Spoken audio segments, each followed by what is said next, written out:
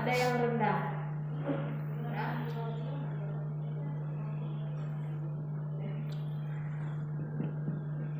Dalam proses penerapan prinsip terukur dan spesifik tersebut, ada beberapa aspek yang harus diperhatikan, yaitu pemahaman dan pengetahuan.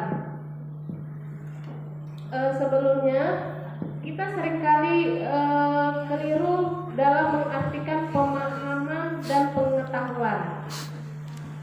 Sebenarnya kata pemahaman sering digunakan sebagai salah satu aturan yang diharapkan dari suatu pembelajaran, tetapi maknanya seringkali kurang dipahami. Menurut John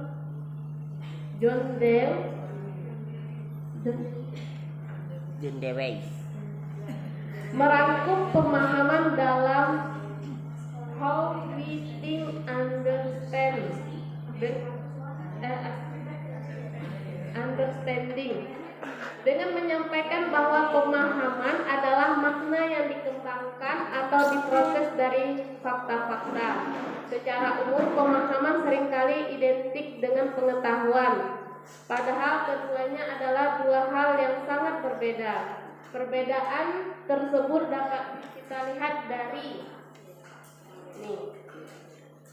ini adalah bagaimana cara kita membuat CP tadi ya Bapak Ibu, biar kita bisa membuatnya sesuai dengan taraf kemampuan anak.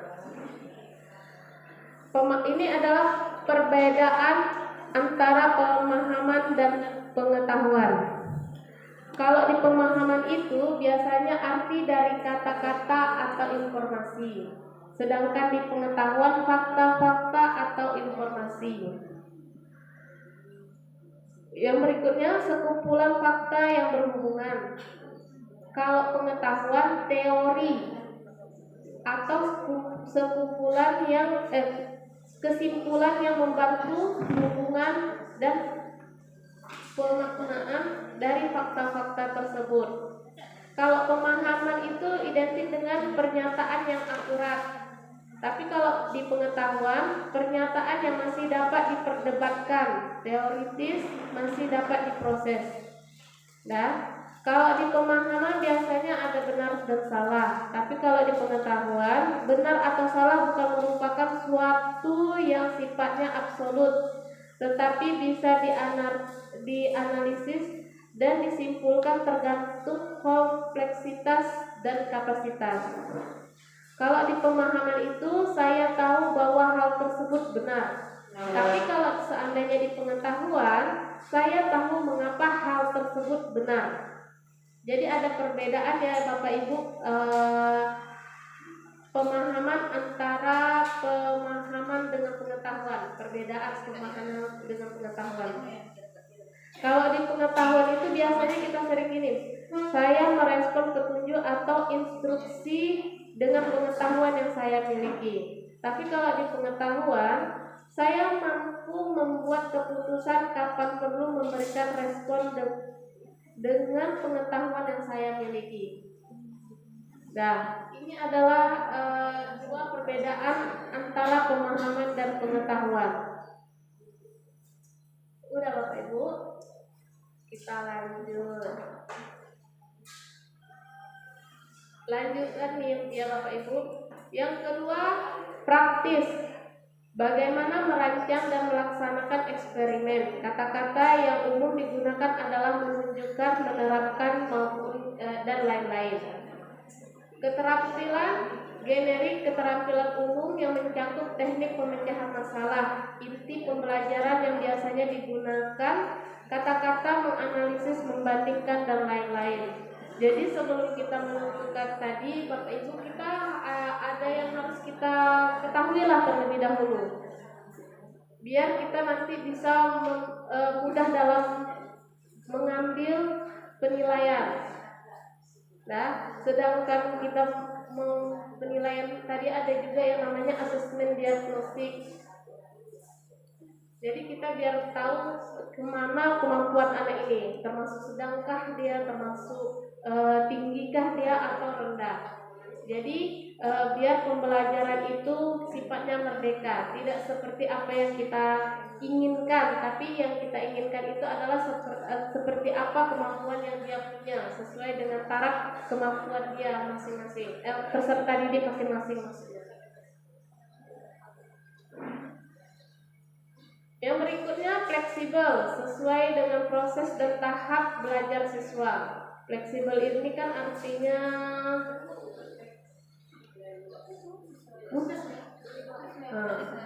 iya.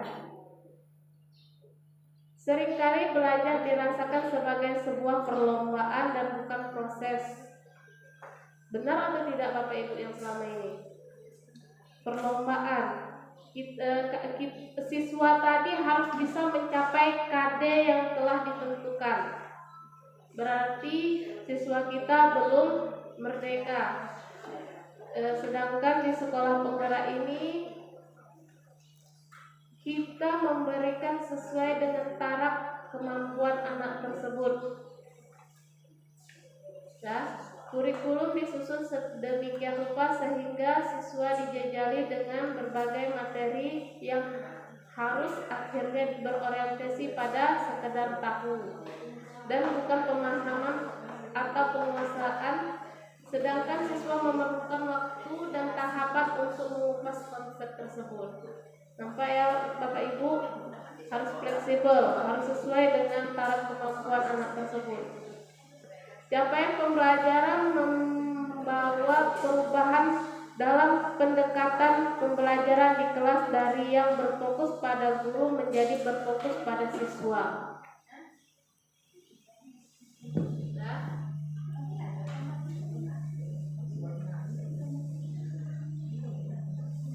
Menurut Harden, karakter CP sebagai berikut.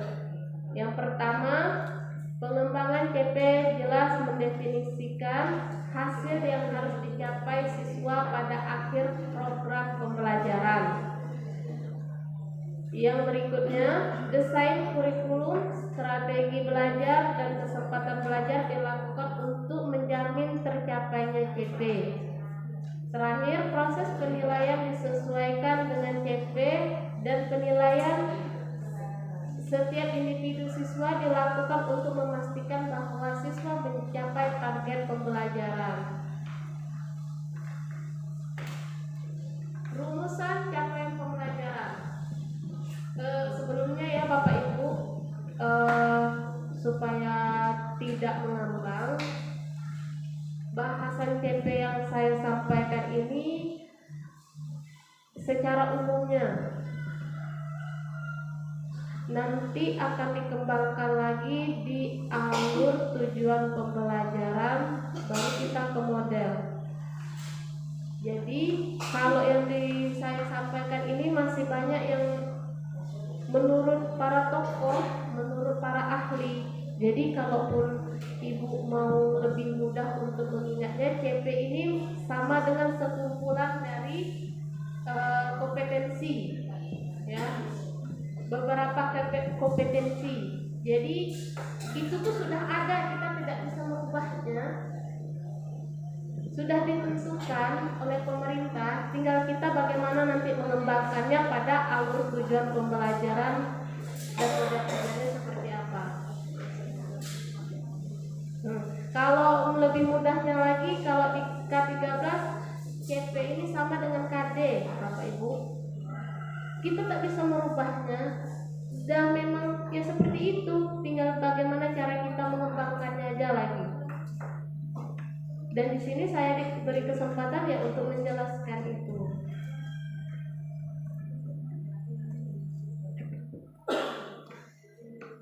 Rumusan capaian pembelajaran ini, format CP ditulis dalam bentuk paragraf sehingga keterkaitan antara pengetahuan, keterampilan, dan kompetensi umum terlihat jelas dan utuh sebagai satu kesatuan yang tidak terpisahkan dalam pembelajaran dan menggambarkan apa yang akan dicapai peserta didik di akhir pembelajaran. Jelas ya Bapak Ibu? Berikutnya, capaian pembelajaran yang disesuaikan dengan tujuan untuk mengembangkan dan menguatkan kompetensi dan karakter yang sesuai dengan profil pelajar Pancasila. yaitu salah satu komponen penting dalam pelaksanaan pembelajaran dengan paradigma baru. Capaian pembelajaran yang digunakan di sekolah penggerak merupakan hal utama dalam suatu kurikulum dan kriteria suatu capaian pembelajaran yang baik yang dikembangkan oleh satuan pendidikan yang telah diterapkan oleh pemerintah pusat. Jelas ya Bapak Ibu? Kalau di K13 itu kan biasanya ada KI, ada KD, ada apa lagi? SK, ada KD ya, SKKD. Terus ada indikator, ada tujuan pembelajaran, baru langkah-langkah pembelajaran, baru penilaian. Tapi kalau seandainya di sekolah penggerak ini tidak ada, bukan tidak ada sebetulnya, dia berubah aja. Kalau di K13 kan tadi kayak seperti SKKD. Kalau di sekolah penggerak ini CP dia, sekumpulan dia langsung. Kalau di K13 kan dia dipecah-pecah. Kalau di apa itu? Di CP dia sudah dirangkum langsung di dalam situ. Berikutnya integrasi pengetahuan, keterampilan dan sikap. CP merupakan hasil peleburan kompetensi inti dan kompetensi dasar. Jelas ya Bapak Ibu? Hasil peleburan ini menjadi satu kesatuan penjabaran kemampuan yang diharapkan dapat dikuasai anak di akhir pembelajaran. Tidak lagi terpisah antara komponen sikap, pengetahuan, dan keterampilan. Digabungkan. Bagaimana prakteknya nantilah kita coba ya Bapak Ibu ya. Yang jelas kita belajar dulu teorinya. Pengintegrasian tersebut juga disesuaikan dengan tujuan untuk mengembangkan dan menguatkan kompetensi dan karakter yang sesuai dengan profil pelajar Pancasila. Ya. Tujuannya supaya anak itu merdeka belajar. Kita juga memberikan pembelajaran itu sesuai dengan taraf kemampuan dari peserta didik. Ada yang sedang, ada yang tinggi maupun yang rendah, yang merupakan salah satu komponen penting dalam pelaksanaan pembelajaran dengan paradigma baru. CP ini dirumuskan dalam bentuk fase-fase. Jadi Bapak Ibu, fase-fase ini adalah untuk kita biar lebih mudah.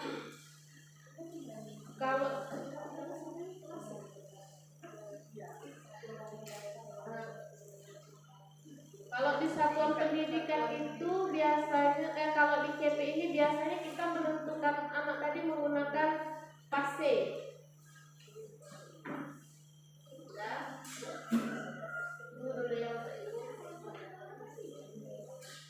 Jadi CP dirumuskan dalam bentuk-bentuk fase-fase yang menyatakan target capaian untuk rentang waktu yang lebih panjang. Bukannya per tahun seperti kurikulum terdahulu. Durasi setiap fase dapat berbeda untuk setiap jenjang pendidikan. Penggunaan istilah fase digunakan untuk membedakan dengan kelas. Karena peserta didik di satu kelas yang sama bisa jadi belajar pada fase pembelajaran yang berbeda. Ini dia Bapak Ibu. Pembagian fase dalam CP dapat digambarkan sebagai berikut. Yang pertama fase A. Fase A itu pada umumnya untuk anak SD kelas 1 sampai kelas 2. Fase B pada anak kelas 3 sampai kelas 4 SD. Yang ketiga fase C untuk anak kelas 5 dan kelas 6 SD.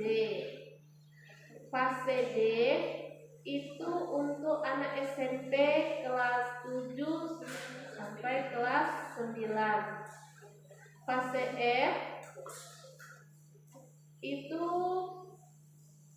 umumnya untuk kelas 10 dan fase F ada itu untuk kelas 11 dan kelas 12. Jika sebelumnya kita menggunakan kelas, jadi sekarang kita menggunakan fase. Di dalam kelas itu ada beberapa tingkatan yang akan kita ajarkan kepada anak sesuai dengan taraf kemampuan dia. Komponen capaian pembelajaran yang pertama, rasional mata pelajaran. Bapak Ibu bisa lihat, membuat alasan pentingnya mempelajari mata pelajaran tersebut dan keterkaitan antara mata pelajaran yang satu atau lebih dengan profil pelajar Pancasila. Sedangkan untuk SLB, rasionalnya mata pelajaran juga dikaitkan dengan keterkaitan mata pelajaran yang menunjang keterampilan fungsional anak dalam kehidupan sehari-hari. Berikutnya tujuan mata pelajaran. Kemampuan atau kompetensi yang perlu dicapai peserta didik setelah mempelajari mata pelajaran tersebut. Tujuan mata pelajarannya ya. Berikutnya karakteristik mata pelajaran.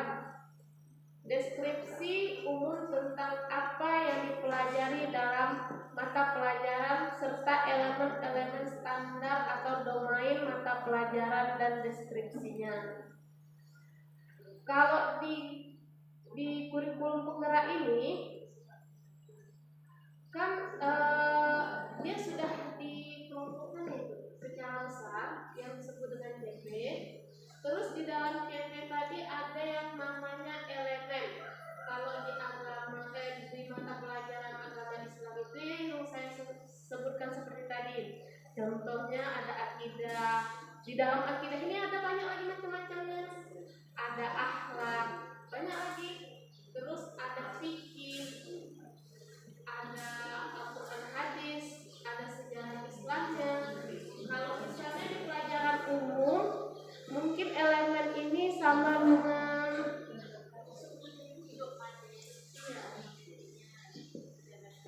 mungkin pada mata pelajaran matematika misal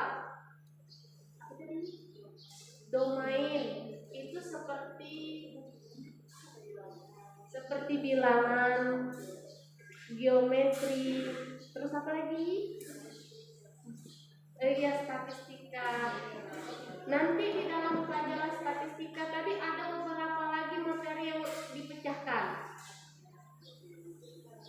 Istilahnya dia mungkin yang agak berbeda, tapi pada dasarnya hampir sama gitu.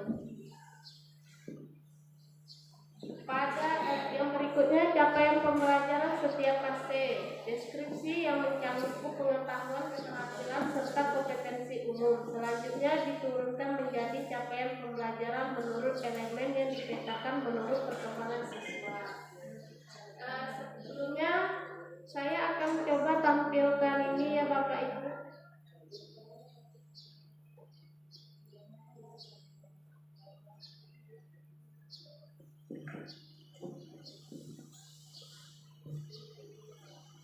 Karena kita yang sudah bahas tadi kan baru kayak pengetahuannya aja menurut para ahli.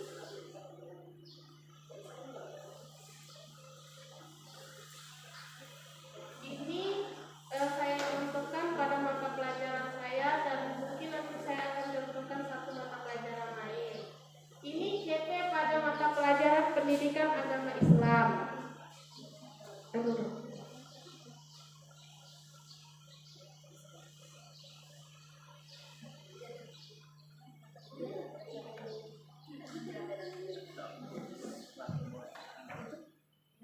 Sebelumnya ya Bapak Ibu, saya cerita saja. Itu kan puas.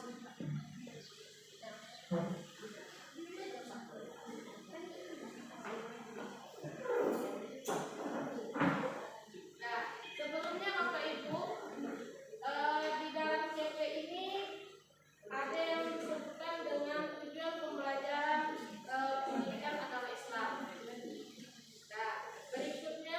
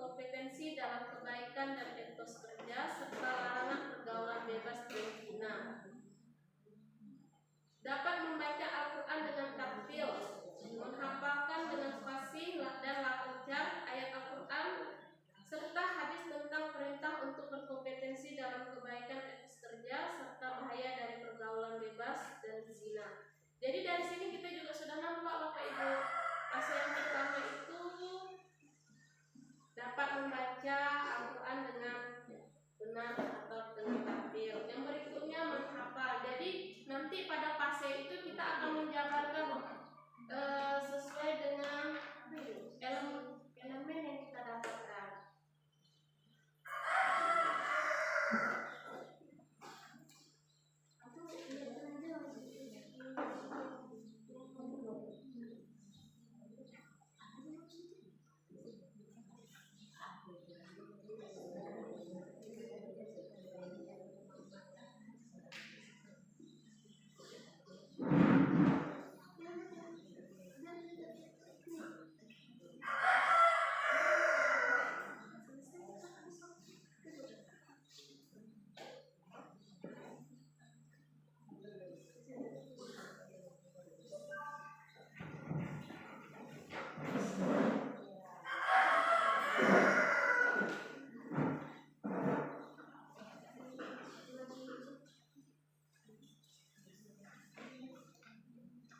Sebelumnya Bapak Ibu supaya untuk lebih paham kita dengan CP dan bagaimana cara mengembangkannya, ini ada tabel.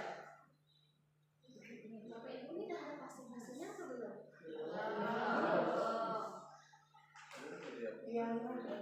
Berarti nanti dikirim ke CP. Nanti Diberikan mulai rencananya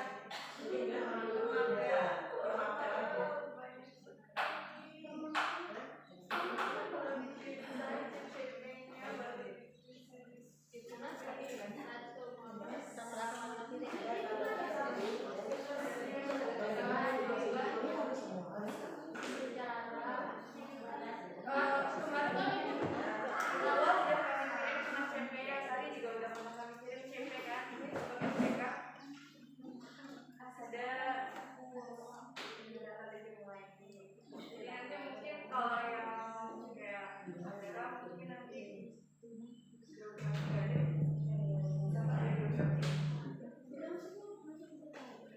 sebelumnya saya juga minta maaf sama Bapak Ibu dan minta tolong kepada ibu-ibu yang lain seperti Bapak Endang, Ibu Nurin, Ibu Eva, Ibu Tira, dan Pak Maski yang sudah punya CP masing